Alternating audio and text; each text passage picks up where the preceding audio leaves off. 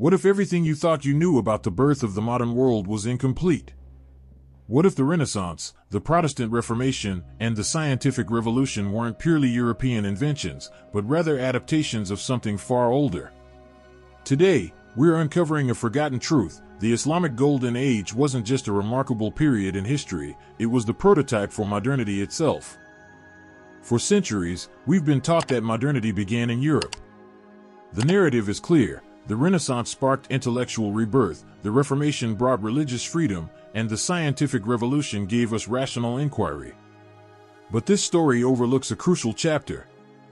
Before Europe emerged from its dark ages, the Islamic world was experiencing an unprecedented golden age of science, philosophy, and innovation. To understand why this happened, we need to explore three fundamental questions. Why did Islam enter its golden age while Christian Europe descended into darkness? Why did the Islamic Golden Age eventually decline? And how did Christian Europe ultimately overtake the Muslim world? The answers lie in understanding the revolutionary nature of Islam itself and how it uniquely combined two powerful intellectual traditions. Islam's revolutionary strength comes from its ability to unite two seemingly opposite ways of understanding the world.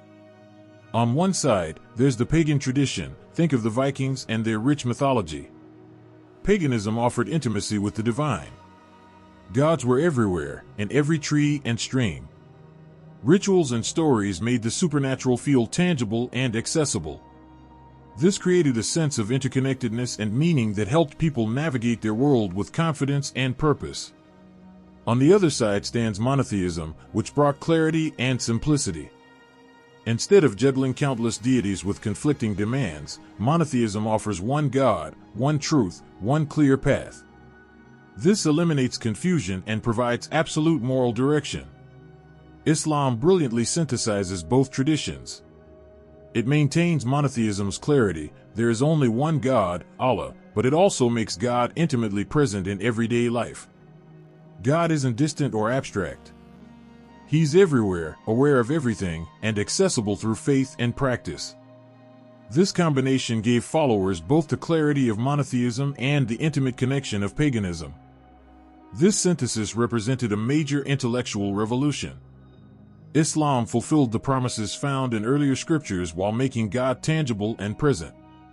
Through the 5 pillars of Islam, believers gained a clear framework for living righteously. You could feel God's presence, know His will, and understand your purpose. This created extraordinary motivation and unity among followers. Furthermore, Islam introduced concepts that would later define modernity itself. The idea that God is within us, accessible through faith and action, would eventually inspire Protestant Christianity. The belief that God expects humanity to improve the world would become the driving force behind scientific inquiry. These weren't European innovations, they were Islamic principles that had been flourishing for centuries. To understand Islam's golden age, we must examine it alongside Judaism and Christianity, recognizing each tradition's strengths and limitations. Judaism gave the world something remarkable, a comprehensive written history and literary tradition. The Hebrew Bible contains timeless stories, Adam and Eve, the patriarchs, Moses, that continue to inspire literature and culture. Jews became people of the book, where literacy and learning were religious obligations. This explains Jewish prominence in academia, law, media, and culture throughout history. However, Judaism faced significant challenges. The Bible's text is often contradictory and difficult to interpret without rabbinic guidance.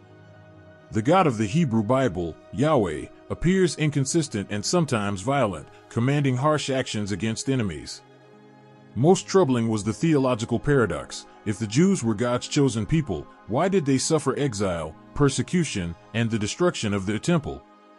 These unresolved tensions created ongoing debate and doubt within the faith. Christianity emerged partly to resolve these Jewish theological problems. Jesus personified divinity in an understandable way, making the ultimate sacrifice and embodying perfect goodness. Through Jesus, Christianity delivered a consistent message of love, mercy, and kindness. It also introduced the concept of historical progress. Everything was moving toward Jesus' second coming, giving meaning to present suffering. But Christianity created its own complications. The central narrative, God becoming human to sacrifice himself, remains confusing to many believers. The Holy Trinity, describing God, Jesus, and the Holy Spirit as separate yet equal, defies intuitive understanding. Additionally, God became distant again, removed from direct human contact, residing somewhere beyond mortal reach. Islam addresses these weaknesses brilliantly. It positions itself as the completion and perfection of the Judeo-Christian tradition, incorporating both while transcending their limitations. Islam offers true monotheism where God is simultaneously everywhere and knowable. Through faith, devotion, and practice, God can exist within you. This provides absolute clarity about how to behave and what gives life meaning. The 5 pillars of Islam create a straightforward path. Follow these practices, and you'll live righteously with God's presence strengthening you. This clarity of purpose became Islam's greatest strength, propelling believers forward with unprecedented conviction and energy. Yet Islam's greatest strength contained the seeds of its eventual stagnation. The Quran's clarity and simplicity, while empowering, also created limitations. Judaism and Christianity's contradictions, though problematic, allowed for reinterpretation and innovation. When texts contradict themselves, multiple interpretations become possible, enabling religions to evolve with changing circumstances.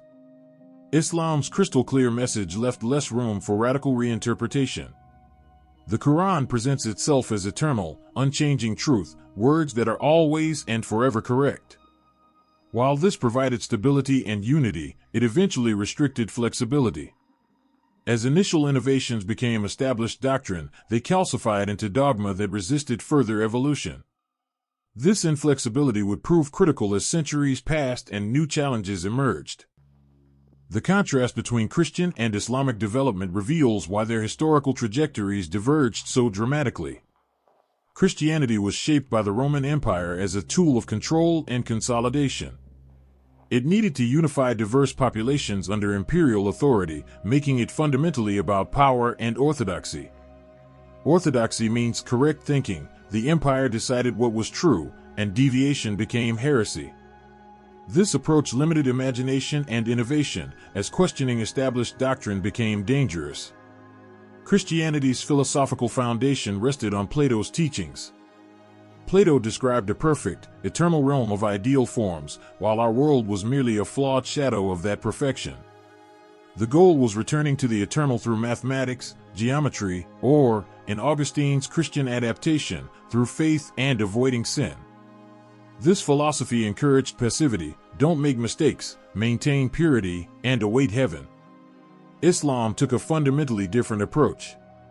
As a revolutionary religion, it needed to energize followers and attract converts through openness and inclusivity. Islam emphasized intuition and direct connection with God. Believers could discover truth through observation, analysis, and personal faith, not just through clerical interpretation. Islam's philosophical foundation was Aristotelian. Aristotle described God as the prime mover who set everything in motion. Reality was dynamic, not static. Each person had a purpose, a telos, to fulfill through action and discovery. Truth wasn't waiting in some perfect realm, it was here, discoverable through empirical observation and scientific inquiry. This Aristotelian perspective made Islamic culture uniquely suited for scientific advancement. While Byzantine Christians had access to the same ancient texts and considerable wealth, they maintained a Platonic worldview that discouraged active investigation. Muslims chose Aristotle, and that choice changed everything. History's beauty lies in civilizations learning from each other. Eventually, Europeans recognized the Islamic world's superiority and began copying what made it successful. 3 major movements transformed Europe by importing Islamic ideas. First came the Renaissance, which reintroduced Aristotelian philosophy and sparked intellectual curiosity. Artists, scientists, and thinkers began observing the natural world with fresh eyes, just as Muslims had done centuries earlier. Next arrived the Protestant Reformation, which brought God back to individual believers. Protestantism rejected Catholic hierarchy and distant divinity, arguing instead that God was personally accessible and present in each believer's life. Through your own actions and faith, you could know God directly, a fundamentally Islamic concept. Finally, the scientific revolution institutionalized empirical observation and experimentation. Europeans embraced the idea that truth could be discovered through studying nature, conducting experiments, and questioning established beliefs. These three movements, Renaissance, Reformation, and Scientific Revolution, created the modern world.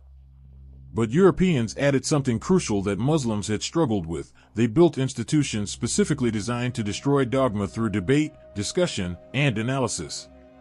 Universities, scientific societies, and publishing houses created spaces where ideas could be challenged and refined continuously. Here's the profound truth we must recognize: Europe didn't create modernity from nothing. Europeans learned from, emulated, and ultimately improved upon the Islamic Golden Age. The revolutionary ideas that transformed Europe, accessible divinity, empirical investigation, individual purpose, had been flourishing in the Islamic world for centuries. The Islamic Golden Age was proto-modernity, the blueprint that made everything else possible. Without it, there would have been no Renaissance, no Reformation, no scientific revolution. The modern world we inhabit today owes an enormous debt to medieval Islamic civilization. This isn't about diminishing European achievements, it's about recognizing the true scope of human progress. Civilization advances when cultures learn from each other, when ideas cross borders and transform societies. The Islamic Golden Age reminds us that history is interconnected, that the great leaps forward come from synthesis and exchange, not isolation. When we understand this fuller picture, we appreciate that the modern world emerged not from one civilization's genius, but from humanity's collective journey toward knowledge, truth, and progress.